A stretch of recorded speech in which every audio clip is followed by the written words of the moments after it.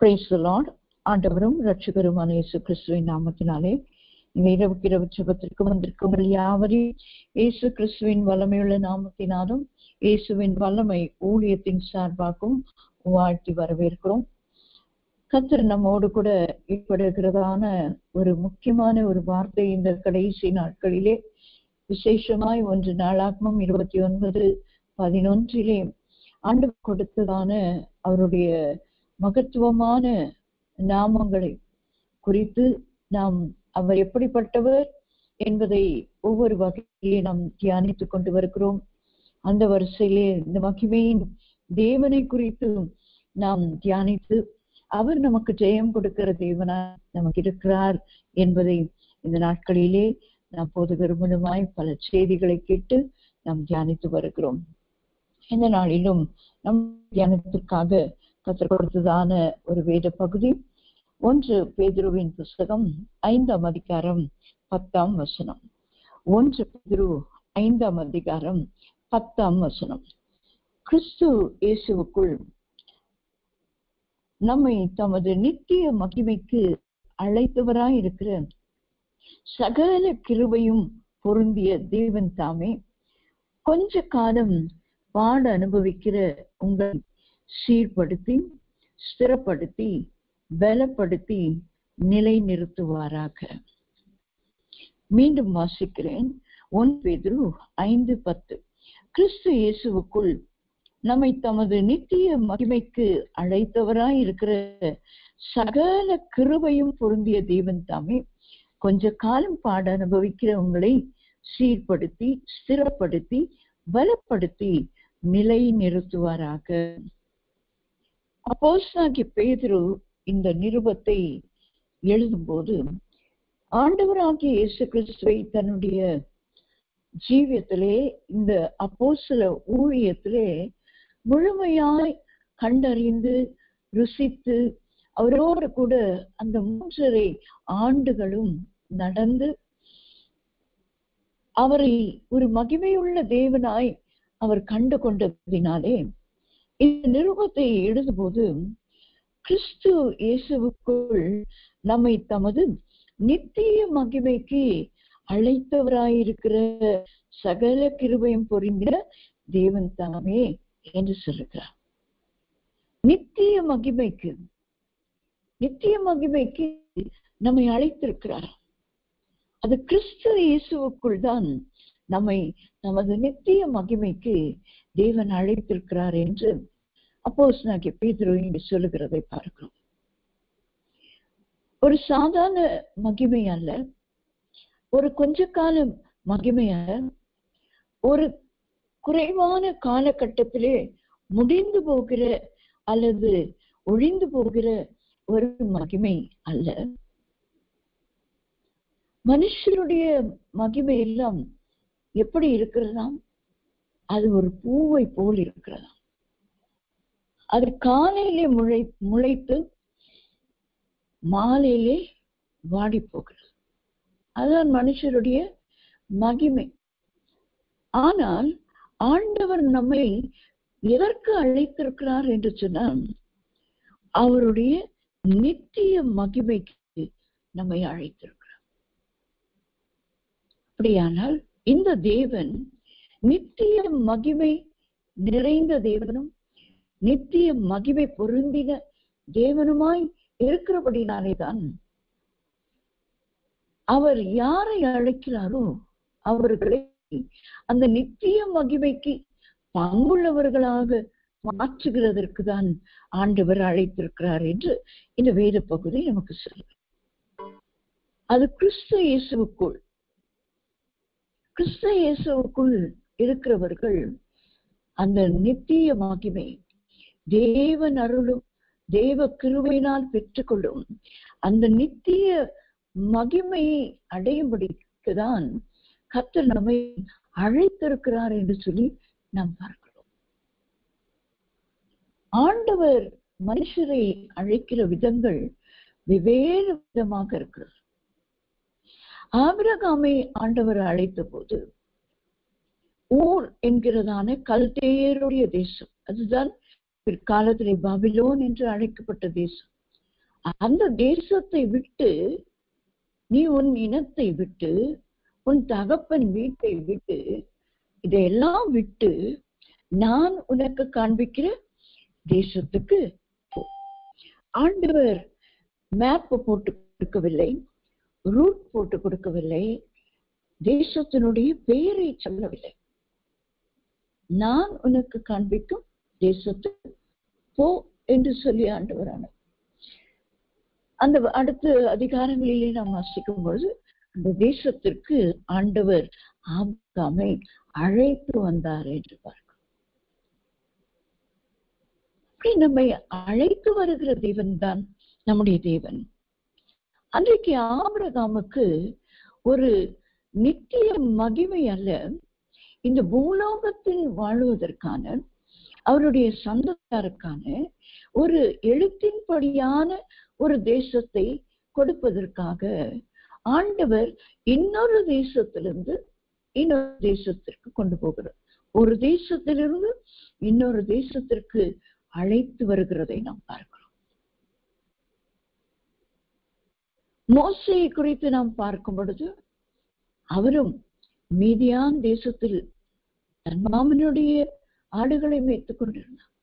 ஆனால் தேவன் இஸ்ரவேல் ஜனங்களின் கூக்குரலை கேட்டு ஆபிரகாம், ஈசாக்கு, யாக்கோபுக்கு ஆண்டவர் கொடுத்த அந்த வாக்குத்தத்தத்தை நினைவு கூர்ந்து, அந்த இஸ்ரவேல் ஜனங்களையும் நினைவு கூர்ந்து ஆண்டவர் மோசேயை மீதியான் தேசத்திலிருந்து எகிப்து தேசத்துக்கு அழைத்து வந்து இஸ்ரவேல் ஜனங்களை அங்கிருந்து கானான் தேசத்துக்கு அழைத்து வருவதற்கு அவரை உபயோகப்படுத்தினார் என்று பார்க்கிறோம்.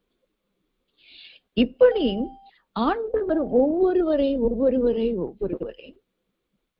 ஒரு தேசத்திலிருந்து இன்னொரு தேசம் அல்லது ஒரு காரியத்திலிருந்து இன்னொரு காரியத்தை செய்வதற்கு என்று ஆண்டவர் அழைத்து வருகிறதை பார்க்கிறோம்.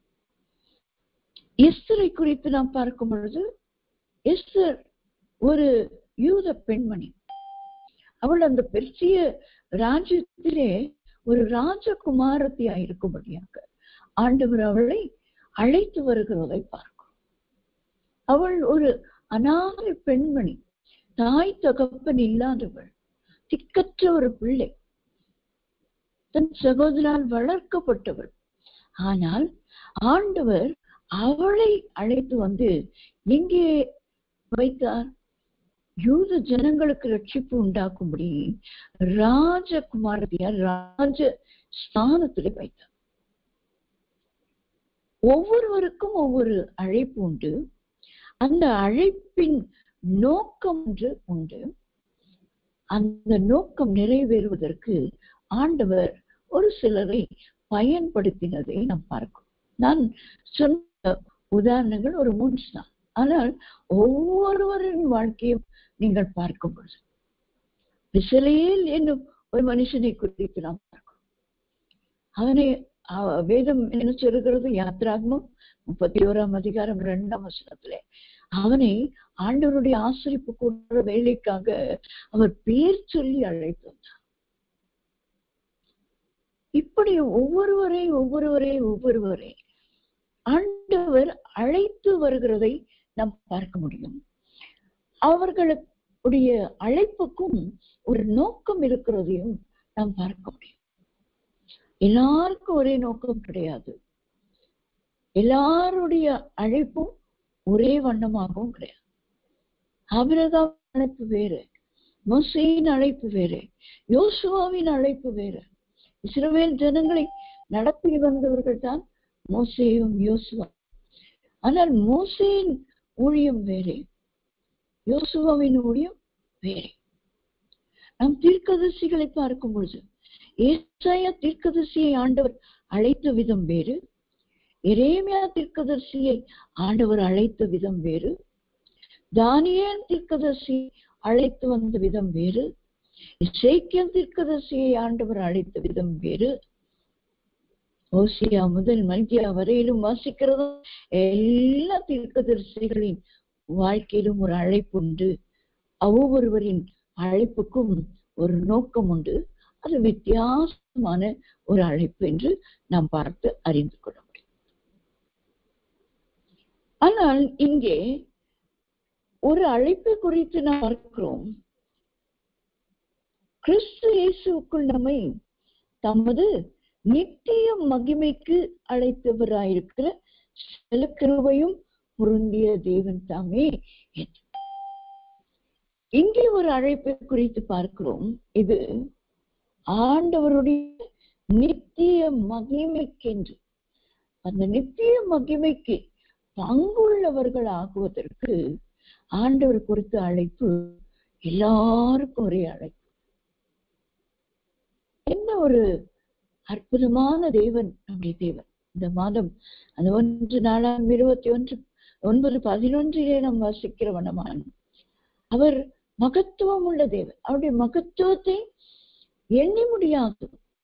எவ்வளவு மகத்துவம் உள்ளவர் சொல்ல முடியாது. எவ்வளவு மகிமை உள்ளவர் சொல்ல முடியாது. எவ்வளவு நமக்கு ஜெயம் கொடுக்க முடியும் அவராலே சொல்ல முடியாது. அவரே தேவன் என்பதை நம்முடைய வாழ்க்கையில உணர்ந்து கொள்வதற்கு அவர் தம்மை நமக்கு வெளிப்படுத்துகிற விதங்களை நாம் பார்க்கும் பொழுது அது வித்தியாசமாய் இருந்தாலும் தேவன் இந்த புதிய நாட்டின் கிருபையின் நாட்களிலே வாழ்கிற தேவ பிள்ளைகளாகி நமக்கு கொடுத்திருக்கிற அழைப்பு அந்த ஒரே அழைப்பு.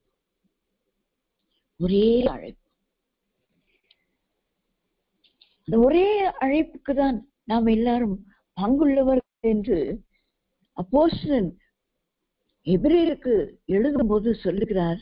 எபிரேயர் 3:1 இப்படி இருக்க பரம அழைப்புக்கு பங்குள்ளவர்களாகிய பரிசுத்த சகோதரரே, நாம் அறிக்கை பண்ணுகிற அப்போஸ்தலரும் பிரதான ஆசாரியருமாயிருக்கிற கிறிஸ்து இயேசுவை கவனித்து பாருங்கள். என்ன அழைப்புங்க? பரம அழைப்பு. இந்த பூலோகத்தின் அழைப்பு அல்ல. நம்மை ஒருவர் ஒரு இடத்திற்கு அழைத்து செல்வார்கள், கொஞ்ச காலம் நம்ம அவர்களோடு கூட இருக்க முடியும். ஆனால் அதன் பின்பு சலிப்பு உண்டாகும், துக்கம் உண்டாகும், துயரம் உண்டாகும், பிரிவினையும் உண்டாகும். நம்ம ஆபிரகாம் லோத்தை குறித்து நம்ம வேதத்திலே வாசிக்கும் போது அப்படித்தான். இருவரும் ஆசீர்வதிக்கப்படுகிறார்கள். இருவரும் சகோதரர்கள். இருவரும் எல்லா காரியங்களையும் பங்குடையவர்களாயிருந்தார்கள். ஆனால் அவர்களுக்கு கொஞ்ச காலம் எல்லா ஆசீர்வாதங்களும் நிறைவாய் இருக்கிற நாட்கள் வரும்போது அவர்களால் ஒன்றாய் இருக்க முடியவில்லை. அங்கே ஒரு பிரிவினை உண்டாகும். ஆனால் கர்த்தரால் அழைக்கப்பட்ட தேவ பிள்ளைகளுக்கு நமக்கு இருக்கிற அழைப்பு என்ன அழைப்பு தெரியுங்களா? அது பரம அழைப்பு. உலகத்தால் அழைக்கிறது போல அல்ல. உலகத்தால் அழைத்து நமக்கு கொடுக்கிற ஒரு வேலையை போல அல்ல, அல்லது ஒரு ஊழியத்தை போலவும் அல்ல. தேவன் நம்மை அழைத்தது அது பரம அழைப்பு. அதில் பங்குள்ளவர்களாகிய பரிசுத்த சகோதரர். வேத வாக்கியங்களை நாம் வாசிக்கும் போது அந்த ஒவ்வொரு வார்த்தைக்கும், ஆகையால்தான் ஆண்டவர் சொன்னார், வானமும் பூமி ஒளிந்து போனாலும் ஆண்டோடைய வார்த்தையும் அதில் உள்ளதான ஒரு எழுத்து உறுப்பு ஒன்றும் அழிந்து போவதில்லையா. அதை ஆண்டவர் எவ்வளவு அழகாய் எழுதி வைத்திருக்கிறார். பரம அழைப்பு. அதற்கு பங்குதாரர் யார்? பரிசுத்த சகோதரர். இவர்களை தான் ஆண்டவர் தம்முடைய நித்திய மகிமைக்கென்று அழைத்திருக்கிறார் என்று வேதம் சொல்கிறார். நித்திய மகிமைக்கு என்று அழைக்கப்பட்டவர்களின் அழைப்பு அது உன்னத அழைப்பு, அது பரம அழைப்பு. இந்த பூலோகத்திற்குரிய அழைப்பு அல்ல. அப்படியானால் இந்த நித்திய மகிமைக்கு நம்மை அழைத்தவர் நமக்கு எதை செய்ய வேண்டும், என்ன கொடுக்கிறார் என்று சொல்லி பார்க்கும் பொழுது 1 தெசலோனிக்கேயர் புத்தகம் 2-ம் அதிகாரம் 11-ம் வசனத்தை நாம் வாசிக்கும் பொழுது இந்த பரம அழைப்புக்கு பங்குள்ள பரிசுத்த சகோதரராகிய சகோதரிகளாகிய நமக்கு ஆண்டவர் அந்த நித்திய மகிமைக்கு அழைக்கப்பட்டவர்கள் என்று நம்மை அழைக்கிறாரே. அப்படியானால் 1 தெசலோனிக்கேயர் 2ஆம் அதிகாரம் 11ஆம் வசனத்திலே அப்போஸ்தலனாகிய பவுல் எழுத சொல்கிறார், மேலும் தம்முடைய ராஜ்யத்திற்கும் மகிமைக்கும் உங்களை அழைத்த தேவனுக்கு நீங்கள் பாத்திரராய் நடக்க வேண்டும் என்று. முதலாவது நாம் பங்குள்ளவர்களாயிருக்கிறோம். அந்த பரம அழைப்புக்கு பரிசுத்த சகோதரரும் சகோதரிகளும் ஆகிய நாம் அந்த நித்திய மகிமைக்கு நம்ம ஏன் ஆண்டவர் அழைத்தார் என்று சொன்னார். அந்த நித்திய மகிமையை பெற்றுக் கொள்வதற்கு நாம் பங்குதாரராய் கிறிஸ்துவுக்குள்ளே முதலாவது மாறுகிறோம். இரண்டாவது இங்க பார்க்கும்போது நாம் பாத்திரராய் நடந்து கொள்ளும். பங்கு வேற, பாத்திரர் என்பது வேறு. பங்கு என்பது ஆண்டவர் நமக்கு கொடுக்கிற அவருடைய பங்கு. ஆனால் பாத்திரராய் என்று சொல்லும்போது அந்த வார்த்தை சொல்லுகிறது நடக்க வேண்டும். அது யாருடைய கரத்தில் இருக்கிறது? அது தேவ பிள்ளைகளாகிய நம்முடைய கரத்தில் இருக்கு. பரிசுத்த பங்கை பரிசுத்த சகோதரருக்கு, பரம அழைப்புக்கு பங்குள்ளவர்களுக்கு பங்கிட்டு கொடுக்கிறவர் யார்? தேவனே அதை கொடுத்து விடுகிறார். ஆனால் அந்த பரம ராஜ்யத்திற்கும் அந்த மகிமைக்கும் நம்மை அழைத்த தேவனுக்கு நாம் எப்படி இருக்க வேண்டுமா? பாத்திரராய் நடந்து கொள்ள வேண்டும். நாம் பங்குதாரர்கள் மட்டுமல்ல, பாத்திரவான்களாயும் நடந்து கொள்ள வேண்டும். அப்பொழுதுதான் நாம் அந்த நித்திய மகிமைக்கு அழைக்கப்பட்டவர்கள் என்கிற ஒரு தகுதி பெற்றவர்களாயிருப்போம். நம்மை ஆண்டவர் அந்த நித்திய மகிமைக்கு அழைத்திருக்கிறார் என்றால் நாம் அந்த பரம அழைப்புக்கு பங்குடையவர்கள். நமக்கு எல்லாருக்கும் அதில் ஒரு பங்கை கொடுத்திருக்கிறார். அந்த பரிசுத்தத்தின் பங்கு, பரிசுத்த சகோதரரே சகோதரிகளே என்று சொல்லி நம்ம அழைத்து நமக்கு ஒரு பங்கை கொடுத்து விட்டார். நாம் பெற்றுக்கொண்டோம். ஆனால் அதற்கு பாத்திரராய் நாம் நடந்து கொள்ள வேண்டுமா? பாத்திரராய் எப்படி நடந்து கொள்ள முடியும்? 10ஆம் வசனத்தையும் 12ஆம் வசனத்தையும் நான் வாசிக்கிறேன். விசுவாசிகளாகிய உங்களுக்குள்ளே நாங்கள் எவ்வளவு பரிசுத்தமும் நீதியும் பிழையுமாய் நடந்தோம் என்பதற்கு நீங்களும் சாட்சி, தேவனும் சாட்சி. தகப்பன் தன் பிள்ளைகளுக்கு சொல்லுகிறது போல நாங்கள் உங்களில் ஒவ்வொருவனுக்கும் புத்தியும் தேறுதலும் எச்சரிப்பும் சொன்னதை அறிந்திருக்கிறீர்கள். ஒரு தேவ பிள்ளை, அந்த நித்திய மகிமைக்கு அழைக்கப்பட்ட தேவ பிள்ளை, அதிலே பங்கு பெறுகிற தேவ பிள்ளை பாத்திரராய் எப்படி மாற முடியும் என்று சொன்னான். முதலாவது தேவனும் சாட்சியாக இருக்க வேண்டும். இந்த பூமியில் உள்ளவர்களும் நமக்கு சாட்சி சொல்ல வேண்டும்.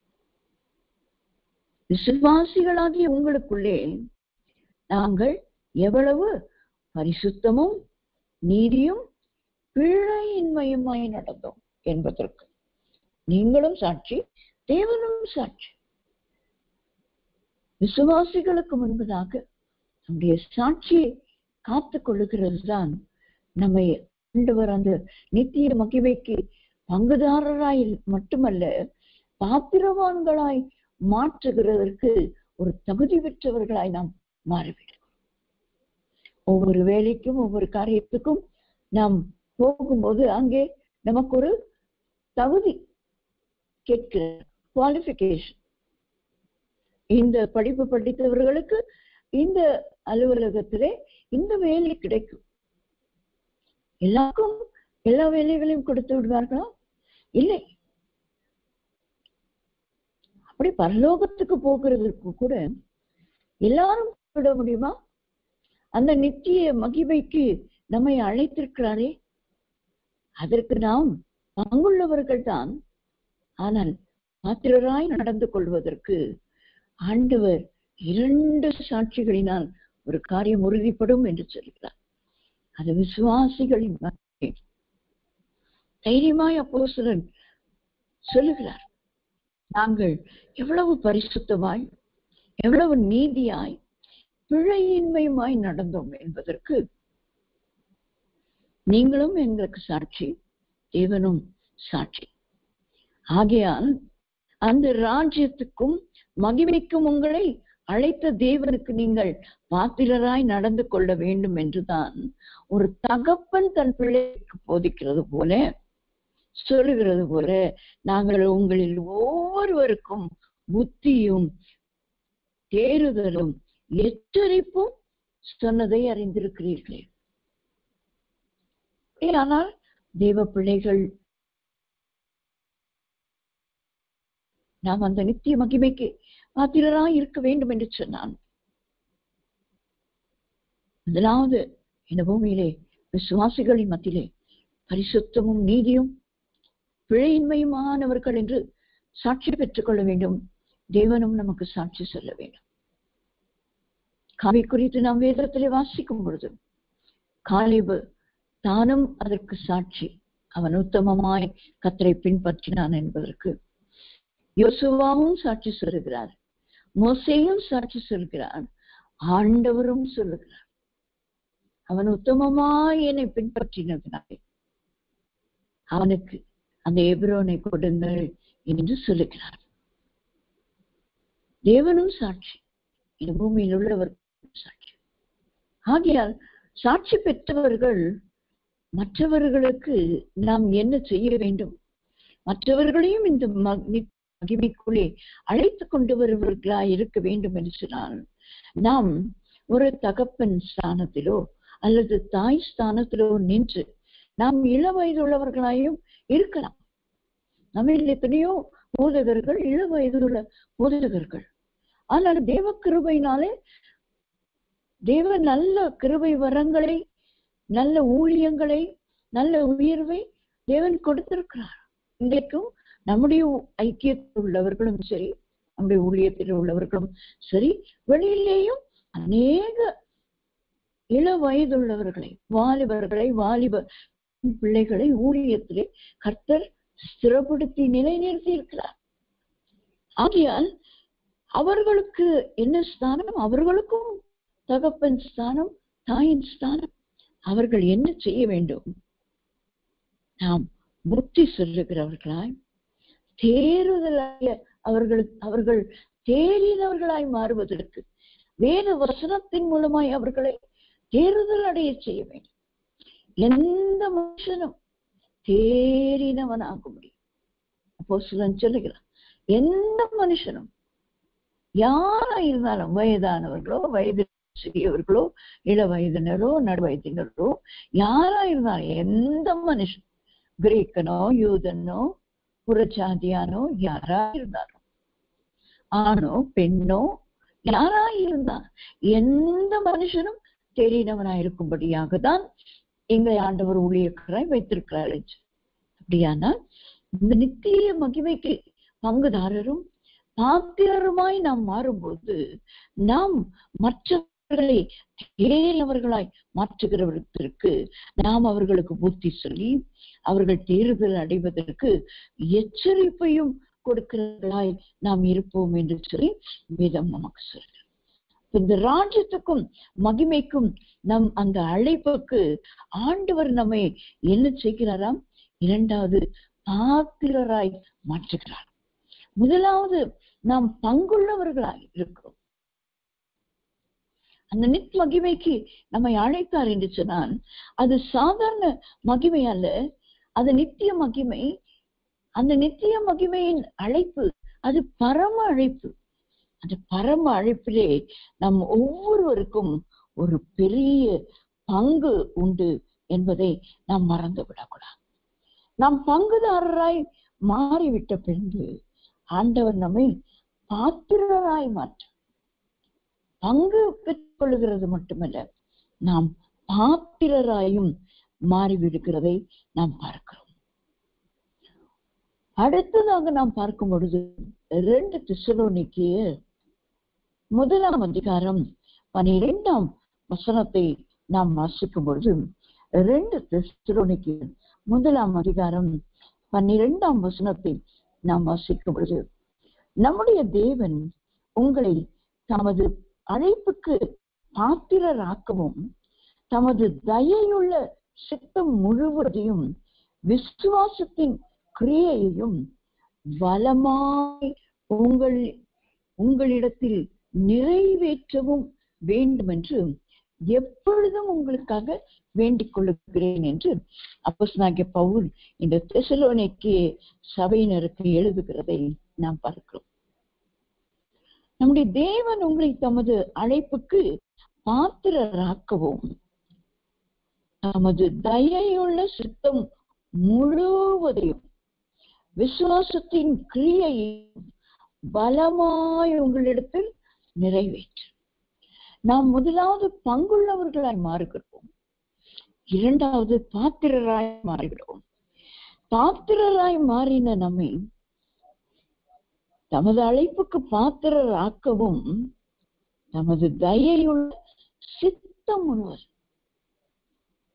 3வதாக நாம் பார்க்கும் பொழுது, ஆண்டவருடைய தயையுள்ள சித்தம் முழுவதையும் விசுவாசத்தின் கிரியையையும் நம்மிடத்திலே அவர் முழுமையாய் பலமாய் நிறைவேற்ற வேண்டும் என்று சொல்லி விரும்புகிறார்.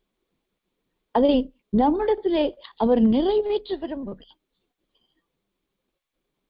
அப்படியானால் நாம் அவருடைய நித்திய மகிமையின் அழைப்புக்கு பாத்திரரால் மாறிவிட்டவுடனே அவருடைய தயையுள்ள சித்தம் முழுவதையும் விசுவாசத்தின் கிரியையையும் நம்மிலே அவர் நிறைவேற்ற வேண்டும் என்று விரும்புகிறார். 3வது, தேவ சித்தமும் நம்முடைய வாழ்க்கையிலே விசுவாச கிரியையும் கிரியை செய்ய. கிரியை இல்லாத விசுவாசம் செத்தது. எனக்கு விசுவாசம் இருக்கிறது, நான் மலையை பார்த்து அது கடலின் ஆழத்திற்கு போ என்று சொன்னால் அது போய்விடும், ஏனென்றால் எனக்கு விசுவாசம் இருக்கு. ஆனால் எனக்கு வேற ஒரு பிரச்சனை என்று வரும்போது அது எனக்குரிய பிரச்சனை. இது மலையை பார்த்து கடல்ல போய் விழு என்று சொன்னால் அது விழுந்துட்டு, அது என்னுடைய விசுவாசம். ஆனால் என் வாழ்க்கையிலே எனக்கென்று ஒரு போராட்டம், எனக்கென்று ஒரு பரிசுத்த குலைச்சலின் காரியம், எனக்கென்று ஒரு போராட்டம் என்று வரும்போது அது எனக்கு விசுவாச பரீட்சையாய் இருக்கும். நான் எவ்வளவு தூரம் விசுவாச பரீட்சையிலே நிற்கிறேன் என்று சொல்லி நாம் பார்க்க வேண்டும். நம்மை நாமே நிதானித்தறிந்தால் நம் நியாயம் தீர்க்கப்படும் என்று அப்போஸ்தலனாகிய பவுல் கொரிந்தியருக்கு எழுதும் போது 1 கொரிந்தியர் 11 அதிகாரத்திலே எழுதுகிறதை. அது வெறும் நாம் கர்த்தருடைய பந்தியிலே சேரும்போது மாத்திரம் நாம் நினைவு கூர்ந்து அந்த வசனங்களை சொல்லுகிறது அல்ல. நம்முடைய வாழ்க்கையின் ஒவ்வொரு காலகட்டத்திலும் நம்முடைய போராட்டங்கள், வியாதிகள், வேதனைகள், இக்கட்டுகள், அவமானங்கள், நிந்தைகள், நமக்கு விரோதமாய் வருகிற பேச்சுகள், இவைகளில் எல்லாம் இதெல்லாம் நமக்கு என்னங்க? விசுவாச போராட்டம், சோதனை. இந்த சோதனையை ஜெயிக்கிற மனுஷன் தான் பாக்கியவான். அவனுக்கென்று நம்மிடத்தில் அன்பு கூறுகிறவனுக்கு தான் அந்த சோதனையை ஜெயிக்க முடியும். ஏனென்றால் அது ஆண்டவர் அனுமதிக்கிற சோதனை. அனுமதிக்கும் போது நான் சோதிக்கப்பட்ட பின் பொன்னாக விளங்குவேன் என்று நமக்கு யோபு சொல்கிற வண்ணமாய் நாம் பொன்னாக விளங்க வேண்டும் என்பதற்கு ஆண்டவர் கொடுக்கிற ஒரு டெஸ்ட், பரீட்சை. அப்போஸ்தலனாகிய பவுல் சொல்கிறார், நாங்கள் பரீட்சைக்கு நில்லாதவர்கள் அல்ல, நான் எல்லா பரீட்சையிலும் பாஸ் பண்ணி இருக்கிறேன் அப்படின்னு சொல்றார். எல்லா பரீட்சைகளும். அது கடல்ல போய் 3 நாள் தங்கணுமா, இரவும் பகலும் தங்கணுமா, தங்கியிருக்கேன். கப்பல் சேதமா, அதுல இருந்திருக்கேன். 1 அடி, அது யூதர்கள் முறைமையின்படி அடிக்கப்படுகிற ஒரு அடி. 40 அடி அடிச்சிடக்கூடாது என்பதற்காக 1 அடி. அதுவும் பல முறை நான் பெற்றிருக்கிறேன். இது எல்லாவற்றிலும் நான் நின்றிருக்கிறேன், பரீட்சைக்கு நின்றிருக்கிறேன் என்று சொல்லலாம். அப்படியானால் தெய்வ பிள்ளைகளாகிய நாம் பரமாழைப்புக்கு பங்குள்ளவர்கள். அந்த நித்திய மகிமைக்கு அழைத்தவருக்கு நாம் பாத்திரராக நடந்து கொள்வதற்கு பூமியிலும் தேவனிடத்திலும் சாட்சி பெற்றவர்களாய் இருக்கிறோம் என்று சொன்னான். 3வது ஆண்டவர் நம்மிடத்திலே செய்ய விரும்புகிற ஒரு காரியம், அவருடைய சித்தத்தை மாத்திரமல்ல, நாம் நம்முடைய விசுவாசத்திலே நாம் நிலைத்திருக்கிறோமா என்று அந்த விசுவாச கிரியை. எனக்கு அந்த போராட்டம் வரும்போதுதான் என் விசுவாசத்தின் அளவு அளக்கப்படும். அந்த சோதனை, விசுவாசமானது பொன்னானது அக்கினியினால் சோதிக்கப்படுகிறது போல உங்கள் விசுவாசமும் சோதிக்கப்படும் என்று அப்போஸ்தலனாகிய பேதுரு தான் எழுதுகிறதை நாம் பார்க்கிறோம். உங்கள் விசுவாசமும் சோதிக்கப்படும். சோதிக்கப்பட்டால் அதிலே நீங்கள் ஜெயித்தவர்களாய் காணப்படும் போதுதான் அது விசுவாசம் கிரியையிலே வெளிப்படுகிறது என்று நாம் அறிந்து கொள்ள முடியும். ஆகையால் அப்போஸ்தலனாகிய பவுல் சொல்கிறார், நாம் அவருடைய அழைப்புக்கு பாத்திரராக மாறிவிட்டோமானால் அடுத்த லெவலுக்கு ஆண்டு கொண்டு போகிறார். அவருடைய தயையுள்ள சித்தம் முழுவதையும் விசுவாசத்தின் கிரியையையும் பலமாய் நம்மிடத்திலே என்ன செய்கிறாராம், நாம தான் என்ன பண்ணணுங்க, ஒப்பு கொடுக்க வேண்டும். ஒப்பு கொடுக்க வேண்டும்.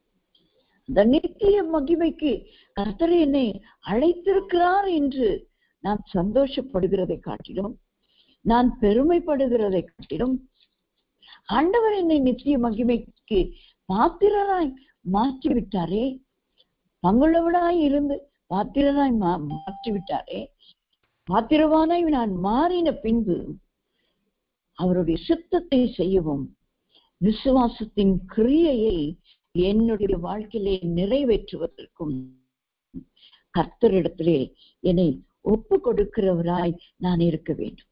நாம் ஒவ்வொருவரும் கர்த்தரிடத்திலே நம்மை ஒப்பு கொடுக்கிறவர்களாய் நாம் இருக்க வேண்டும்.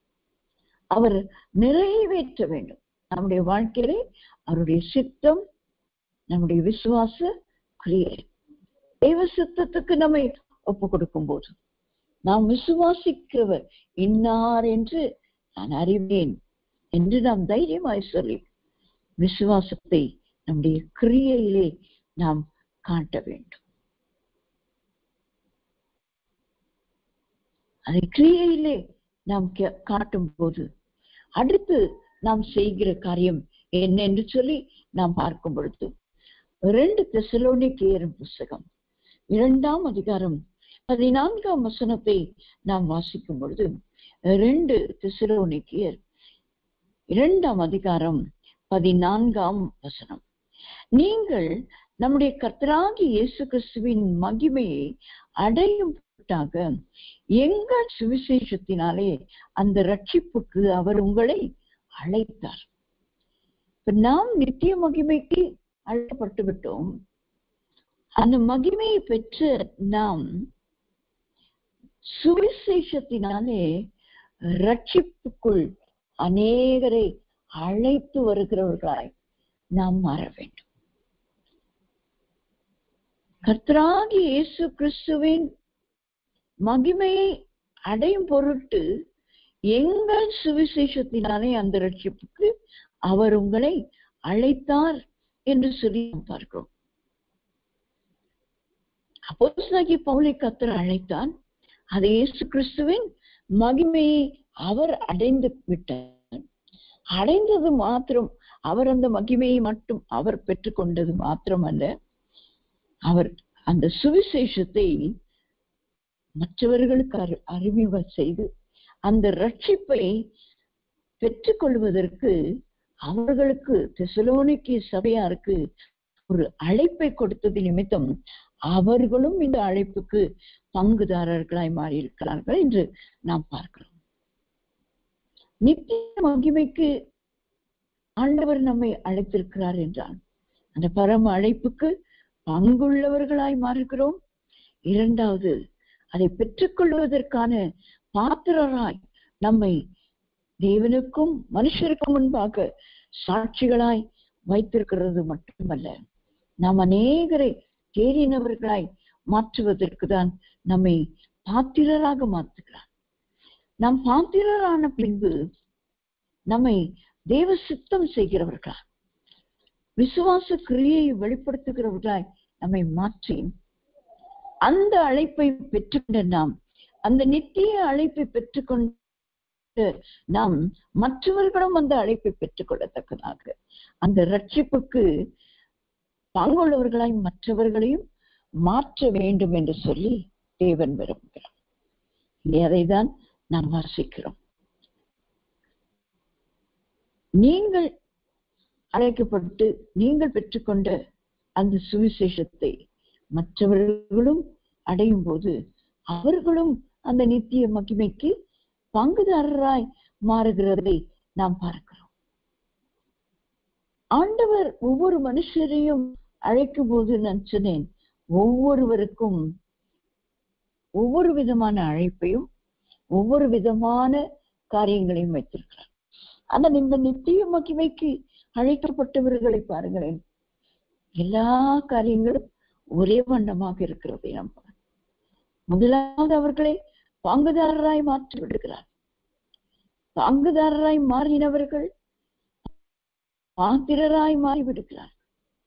பாத்திராய் மாறினவர்கள் அந்த ரட்சிப்பு தேவ சித்தத்துக்கும் விசுவாச கிரியைக்கும் தங்களை ஒப்பு கொடுத்து அவைகள் தங்கள் வாழ்க்கையிலே நிறைவேறுவதற்கான கிரியைகளை செய்து கொண்டிருக்கிறார். செய்யும் போது நாம் பெற்றுக்கொண்ட அந்த ரட்சிப்பை மற்றவர்களும் பெற்றுக்கொள்ளத்தக்கதாக அதை பகிர்ந்து கொடுக்கிறவர்களாய் கர்த்தர் நம்மை மாற்றுகிறதை நாம் பார்க்கிறோம். இத்தனை நல்ல ஒரு தேவன் நமக்கு உண்டு. அந்த நித்திய மகிமைக்கு நம்மை அழைத்த ஒரு தேவன் இத்தனை காரியங்களை நம்முடைய ஜீவிதத்திலே நிறைவேற்றுகிறவராய் இருக்கிறார். அடுத்ததாக நாம் பார்க்கும் பொழுது 1 தீமோத்தேயுவின் புத்தகம் 6ஆம் அதிகாரம் 12ஆம் வசனத்தை நாம் வாசிக்கும் பொழுது 1 தீமோத்தேயு 6ஆம் அதிகாரம் 12ஆம் வசனம், விசுவாசத்தின் நல்ல போராட்டத்தை போராடு, நித்திய ஜீவனை பற்றிக்கொள், அதற்காகவே நீ அழைக்கப்பட்டாய். அநேக சாட்சிகளுக்கு முன்பாக நல்ல அறிக்கை பண்ணுகிறவனுமாய் இருக்கிறாய். இந்த அழைப்பை பெற்றுக்கொண்டவனுக்கு அந்த 11ஆம் வசனத்திலே அப்போஸ்தலனாகிய பவுல் சொல்லுகிற காரியங்கள், நீயோ தேவனுடைய மனுஷனே, இவைகளை விட்டு ஓடி நீதியையும் தேவ பக்தியையும் விசுவாசத்தையும் அன்பையும் பொறுமையையும் சாந்த குணத்தையும் அடையும்படி நாடு. நீயோ தேவனுடைய மனுஷனே,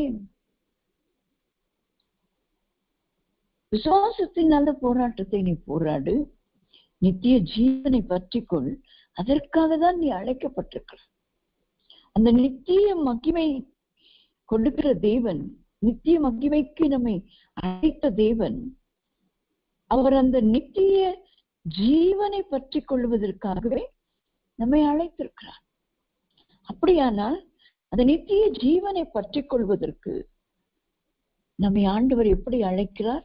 நீயோ தேவனுடைய மனுஷனே, இவைகளை விட்டு ஓடி, முந்தின வசனம் மன ஆசை எல்லா தீமைக்கு வேர், அதையெல்லாம் விட்டு விலகும் போது விட்டு ஓடி நீதியை தெய்வ பக்தியை, விசுவாசத்தை, அன்பை, பொறுமையை, சாந்த குணத்தையும் அடையும்படி நாடு. ஒன்றை விட்டு ஓடி ஒன்றை பிடித்து கொள்ள நாடு. அப்போ நாம் நாடி பிடிக்கிறது என்னங்க? நித்திய ஜீவனை பற்றி கொள்வதற்கு தான் கர்த்தர் நம்மை அழைத்திருக்கிறார். அந்த நித்திய ஜீவன் வரைக்கும் நாம் இந்த உலக ஆசை, இந்த பண ஆசை, எல்லா பாவங்களுக்கும் இந்த பண ஆசைதான் என்ன செய்கிறது? மனுஷனை கொலை செய்ய வைக்கிறது, பொய் சொல்ல வைக்கிறது, தவறான பத்திரங்களை எழுத வைக்கிறது, எல்லை கல்லை தள்ளி வைக்கிறது. என்ன? ஒரு சின்ன பண ஆசை. அவர்களுடைய காரியத்தை நான் அடைய வேண்டும், அவர்களிடத்தில் உள்ளதை நான் அடைய வேண்டும். ஆனால் தேவ பிள்ளைகள் நாம் அடைய வேண்டியது என்ன? நீதியை, தேவ பக்தியை, விசுவாசத்தை, அன்பை, பொறுமை, சாந்த குணத்தை அடையும்படி நாடு. நாம் நாடி போவோம் என நித்திய ஜீவனுக்கு அழைக்கப்பட்ட நாம் அந்த நித்திய மகிமையை பெற்றுக் கொள்வதற்கு தான் அந்த நித்திய ஜீவனுக்கு நேராக கர்த்தர் நம்மை ஓட வைப்பார். ஓடோடி நாடி நாடி நாடி தேட வைப்பார். அதை தேடி நாம் பற்றிக்கொள்ளும். விசுவாசத்தின் நல்ல போராட்டத்தை போராடு, நித்திய ஜீவனை பற்றிக்கொள். அதற்காக தான் நீ அழைக்க. நித்திய மகிமைக்கு நம்மை அழைத்த தேவன் நித்திய ஜீவனை அடையும் வரைக்கும் நாம் விசுவாசத்தை, நீதியை, தேவ பக்தியை, அன்பை, பொறுமையை, சாந்த குணத்தை அடையும்படி நாம் நாடி நாடி நாடி தேடி ஓடுவோமானால் அந்த நித்திய ஜீவனை நாம் நிச்சயமாகவே அடைந்து கொள்ள முடியும் என்பதிலே நமக்கு சந்தேகமே இல்லை.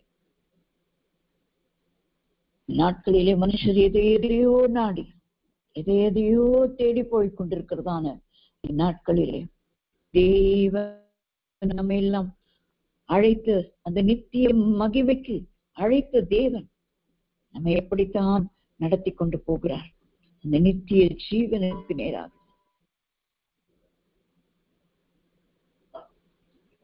ஆகையால் அந்த நித்திய ஜீவனை அடையும் நாடுவதற்கு நாம் சில காரியங்களை விட்டு ஓட வேண்டும். நீயோ தேவனுடைய மனுஷனே, இவைகளை விட்டு ஓடி சில காரியங்களை நாம் விட்டு ஓட வேண்டும். விட்டு ஓடும் போதுதான் அந்த நித்திய மகிமைக்கு பாத்திரராய் நாம் இருக்கிறவர்கள் அந்த நித்திய ஜீவனையும் நம்மாலே சுதந்திரித்துக் கொள்ள முடியும்.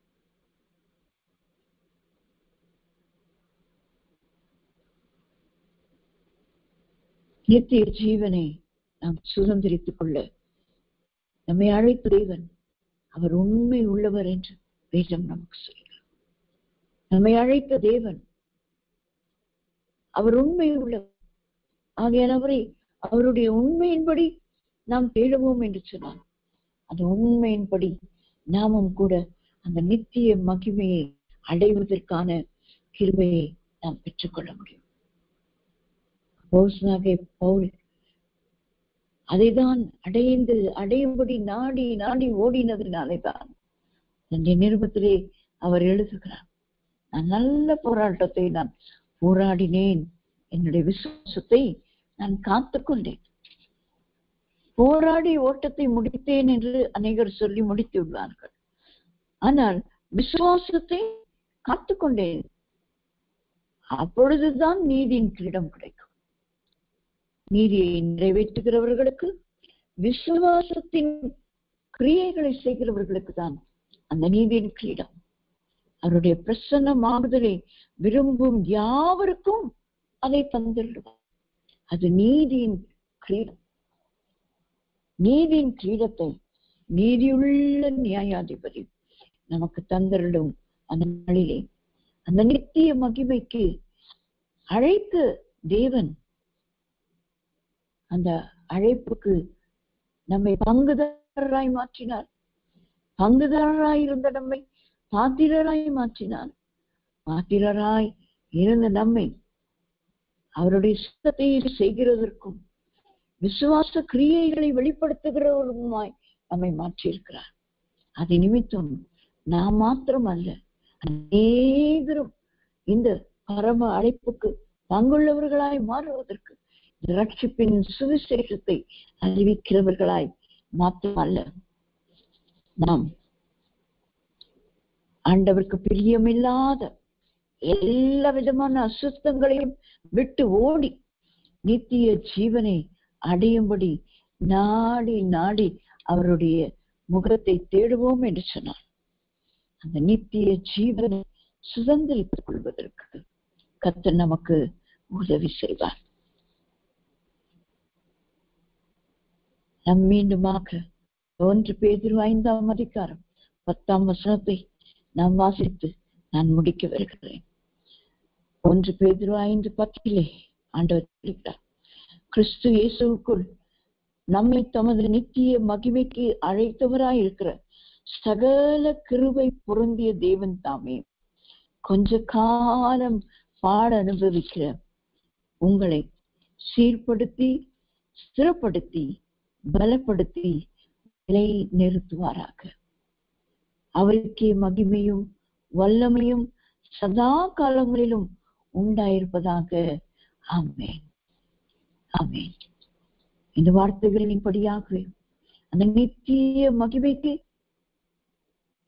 நம்மை அழைத்த தேவன் நம்மை பங்குதாரராய் பாத்திரராய் தேவ சித்தத்தை நிறைவேற்றுகிறவர்களாய் மாத்திரம் அப்படியே விட்டு விடாமல் நம்மை சீர்படுத்தி ஸ்திரப்படுத்தி பலப்படுத்தி நிலை நிறுத்துவார். அவருக்கு எல்லா மகிமையும் வல்லமையும் சதா காலங்களிலும் உண்டாவதாக. ஆமென், ஆமென். நாம் யாவரும் கண்களை மூடி ஆண்டவரே, இந்த நித்திய மகிமைக்கு எங்களை எல்லாம் அழைத்தீரே, உமக்கு நன்றி என்று சொல்லி உள்ளத்தின் ஆழத்திலிருந்து நன்றி பலிகளை செலுத்துவோமா? நாம் ஜெபிப்போம். எங்களை அதிகமா நேசிக்கிறீங்களான பிதாவே, நன்மையான நாளுக்காக உமக்கு ஸ்தோத்திரம். இந்த நாளில் கர்த்தர் நீர் எங்கள் ஒவ்வொருவரோடும் கூட வார்த்தை கொண்டு நீ பேசியிருக்கிறபடி நான் உமக்கு ஸ்தோத்திரம். தொடர்ந்து எங்களை வழி நடத்தும். இரவு சுபத்துக்கு வந்திருக்கிறதான எல்லா பிள்ளைகளும் உடைய ஆசீர்வாதத்தினால் நீ நாமத்தை மகிமைப்படுத்தும். துதி ஸ்தோத்திரங்களை மக்கள் ஏறெடுக்கிறோம். மீட்பர் இயேசுவின் நாமத்தில் ஜெபிக்கிறோம் எங்கள் நல்ல பிதாவே. ஆமென், ஆமென்.